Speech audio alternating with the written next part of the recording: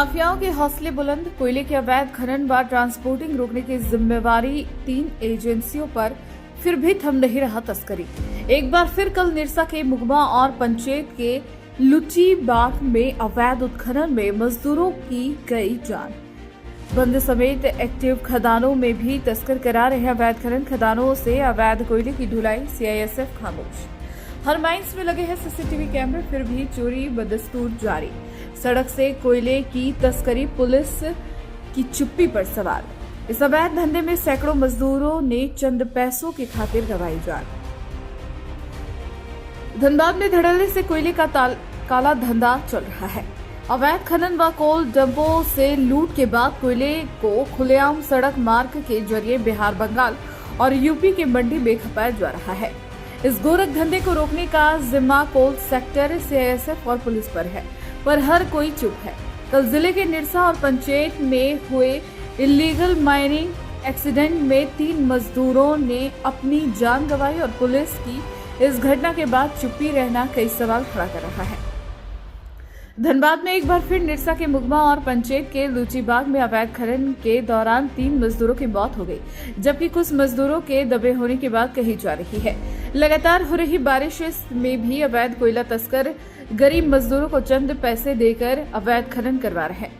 बारिश के कारण जमीन गीली, कोयले के सुरंग कमजोर हो जाते, जिससे कोयले के चट्टान जाल धंसने से मजदूर अपनी जान गंवा रहे हैं। पूछे जाने पर संबंधित विभाग कार्रवाई करने के बजाय एक दूसरे पर फेंकाफेंकी कर रहे हैं। उनका लहजा बता रहा है कि हाल फिलहाल में अवैध खनन पर अंकुश मुमकिन नहीं। इसी कारण कोयला चोरों और तस्करों में कोई खौफ नहीं दिखता। न अवैध खनन रुक रहा और ढुलाई पर अंकुश लग पा रहा। शहरवासी दिन रात सड़कों पर अवैध कोयले की ढुलाई देख रहे हैं। निरसा के विधायक अरूप चटर्जी का साफ कहना है कि इस पूरे कोयला चोरी के सिंडिकेट में हर कोई हिस्सेदार है और इसे रोकना मुमकिन नहीं। कोयले की सबसे ज्यादा अवैध खनन बीसीसीएल सहित अन्य कोल कंपनियों की बंद और खुली छोड़ खदानों से होता है।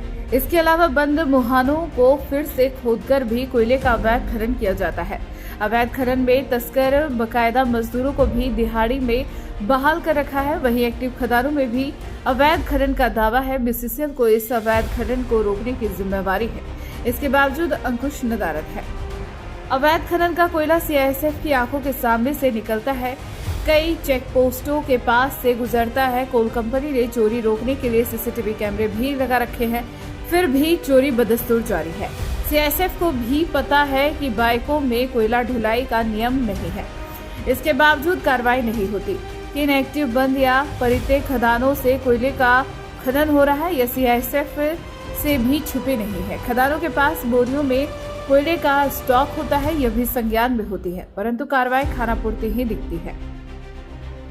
अवैध कोयला तस्करों पर धड़ल्ले से ढोया जा रहा है, चाहे साइकिल हो, बाइक या फिर ट्रक हाईवा।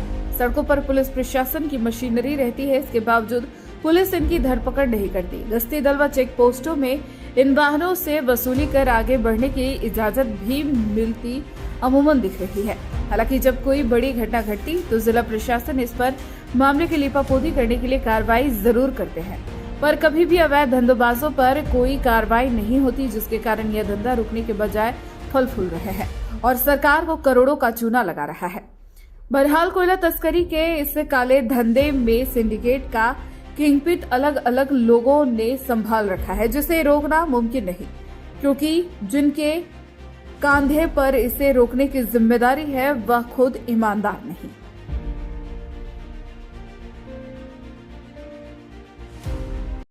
देखिए, चोरी को कभी लीगलाइज नहीं किया जा सकता है, चाहे कोऑपरेटिव हो या किसी भी माध्यम से। वो राजनीतिक तौर पर आप बोल सकते हैं, लेकिन चोरी कभी लीगलाइज नहीं हो सकती है। और इस सिस्टम में सारे मतलब देश के सारे स्तंभ इसमें डूब गए।